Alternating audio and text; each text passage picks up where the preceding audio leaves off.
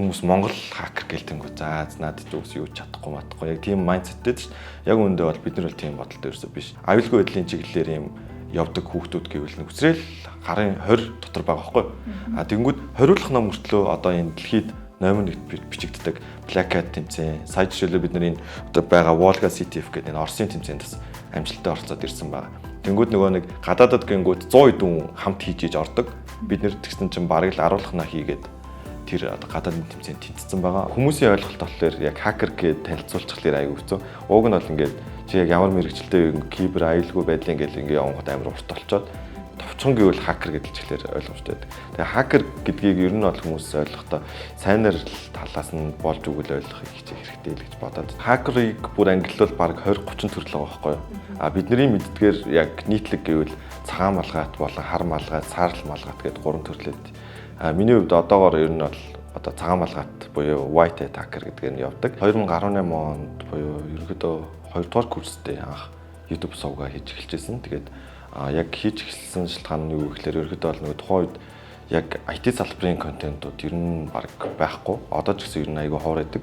Тэгэнгүүт нөгөө нэг боломжгүй тийм алийн зөндөө хүмүүс байдаг. Тэгээд тэр хүмүүс зориулаад хүртээмжтэй байх гад анх ер нь бол яг аюулгүй байдал гэхээс илүү програмчлалын хичээлүүд ер нь бол анх оруулдаг гэсэн. За тэгээ өнөөдрийн хөмчлөгтөө бүгдээрээ орцгоё. Let's go. Хакеруудын халдлага хийхдээ ашигладаг хамгийн шилдэг гэсэн 5 аппликейшнийг та бүхэнд танилцуулъя. Ер нь ёс зүй гэдэг зүйл амар чухал. Тэгээд нөгөө дүүнерт юу зааж болохгүй гэдгээ жишээлбэл камер хактна гэдэг бие үг нь бол чадна. Тэгээ үзүүлчингүүд тэр хүүхдүүд дагаж игээ тэр компани хохирчулах болохгүй гэдэг ч юм уу. Хакер болчихно гэдэг чинь ингээд бүх юмыг нэг эзэмшигч болцсон юм шиг тийм зэдэл төрдөг байхгүй. Яг ингээд би ч гэсэн жоохон хатаас тийм л хэлсэн. Тэгэнгүүт яг ингээд илүү туршлага суугаад ёс зүйтэй байх гэдэг нь амар чухал гэдгийг ойлгоод эхлэнгүүт ер нь бол аюулгүй байдал дээр хамгийн чухал юм нэтг гэдэг юм ороод ирж байгаа байхгүй. Тэгэнгүүт ингээд энэ системийг би хакт чадна. Гэхдээ би ингээд зөвшөөрлөгөө халтаж болохгүй гэдэг тийм майндсеттэй болох ер нь бол зайлшгүй шаардлагатай. За зарим хүмүүс дийлэнх нь мэдэхгүй байх би Мазала гэдэг Монголын одоо хакеруудын нэгдсэн community-г өдөртөгч хийж явдаг.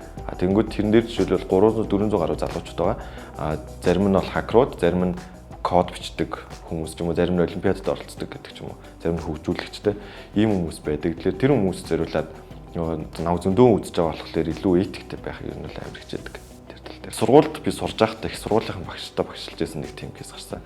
Яг тэгэхээр нөгөө их сургуульд ингээд сурж байхдаа давхар би нэг компанид ажиллаж байсан. Тэр маань одоо ажиллаж байгаа компани л да. Тэрэн дээр бол тэр нөгөө инженерүүд хичээл заавардаг. Тэнгүүд би тэнд ажиллаж байсан учраас манай багш нар маань над дээр ирж сурах шаардлага үүсээд тэгээд би тэрэн дээрээс нэг багшилж байсан кейс. Тэр айгу хөвчлөлтэй кейсээс багш нар маань аваа хөөрдөж өгөөд. Тийм. Яг анх намайг нөгөө нэг сургуулаа төгсөөд хичээл орж эхлэхэд нөгөө инженерүүд багш нар гэхээс илүү инженерүүд хичээл орсон чинь тэр инженерүүд чинь тэр салбартаа бараг 10 жил гараа ажилласан. Тэгэхэд нэг юм жоох хөвгт ингээ урд үдэс нэмээрээ зөксөд байх амар хэцүү.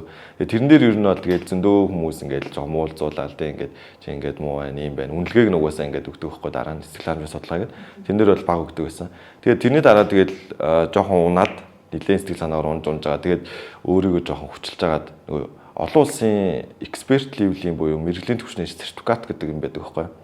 Тэр имийг зорж байгаад аваад тэр нь ерөнхийдөө бол Монголд баг авсан хүн байхгүй. Одоо яг тэрийг нь би баг нэг 5 ширхэг сертификат ер нь авсан байгаа одоогоор. Тэгээ нэг нь болохоор Монголд авсан байхгүй. Дэлхийд 300 хүн л авсан байдаг тийм сертификат авсан. Тэгээ тэрийг авсны дараа хүмүүсийн шууд хандлах шаардлагатай болоод эхэлсэн. Йоо, look at this guys. Энэ сертификат нь тэгснэ. Энд дахиад нэг юм. Яг нэг л сертификат үлдсэн байгаа. Тэрийг авчвал яг дэлхийд бас яг нэг 200-гийн нэг болчих гээд байгаа. Оюутан бахтаа бол бараг л унддаггүй л байсан байхгүй. Яг яагаад вэ гэхээр нөгөө манай үндсэн хакерын тэмцээн маань олон улсын тэмцээн маань дандаа үүрээр болдог нөгөө цагийн зүрх үндэслээд тэгчүнгүүт би тэрэнд орохын тулд заавал ингээд нойргүй байх шаардлагатай болдог. Тэнгүүд яг нөгөө юугаа сонгох уу, нойроо сонгох уу гэжүнгүүт илүү ирээдүгөө бодчихгонгууд яг тэмцээнд ордог. Тэгээ тэмцээнд ороод дуусны дараагаар ингээд яг ядарч байгаа гэхдээ амар их юм сурцсан байдаг гэсэн байхгүй. Тэнгүүд ингээд заримдаа багш нараас илүү юм сурцсан ч юм уу те. Нөгөө тууштай байдал амар чухал бол гэж боддتي. Одоо жишээлбэл манай яг сургуульд орсон хүүхдүүдийн 80% хүүхд орлоо гэж бодоход нэг 10 хүрэхгүй төгсдөг ч юм уу те. Тэрнээс харахад л ер нь амар хэцүү мэрэгжил гэдэг нь ер нь бол ойлгомжтой болчиход байгаа юм л да. Тэгэхээр үндсэн ажилласаа гаднаас гадаадд ажилладаг давхар. Тэрний юу гэхлээр нөгөө гадаадад болохоор ийм том Facebook, PayPal ч юм уу те Twitter гэдэг ийм системүүдийг алдааг олоорой гэдэг одоо ил тавьчихдаг. Тэнгүү тэр алдааг нь олчвол тэр хакерт мөнгө өгдөг. Тим систем байдаг. Тэр систем дээр Монголд бас яг Synac гэдэг газар одоо анх удаа ер нь бол хийж эхэлж байсан. Тэгээ тэнцэнээс ер нь бол байнгын доллараар ер нь бол цалинждаг гэсэн үг. Тэгэл одоогоор ер нь бол 10 гаруй авч байгаа. Тийм. Яг тэгээ дээш доош хэлбэлсэн л дээ 10-аас дээшээ. Монголын жишээс ялгаатай юм нь юу гэхээр би өөрөө л 18, 19 жоохон хөвтөж самаагүй ур чадвартай л байвал хүссэн цалинг нөх боломжтой гадаадд. Тийм байдаг. Монголд олонгууд ингээд зарим компанид одоо диплом асуугаад ч юм уу те англи хэл хамж чухал. Англи хэл байхгүй бол тэгэл ер нь аюулгүй байдлын салбарт ер нь явахгүй. Тийм математик бас нэлээд чухал.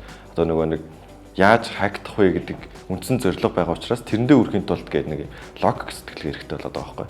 Гэтэ зүгээр л ингэж халдлага хийж үзээд болоогүй гэдэг юм биш. Тийшээ яаж хүрэхин тулд яаж болох вэ гэдэг бүх юм алгоритмыг нь өөрөө тархиндаа боловсруулах шаардлага үүсдэг.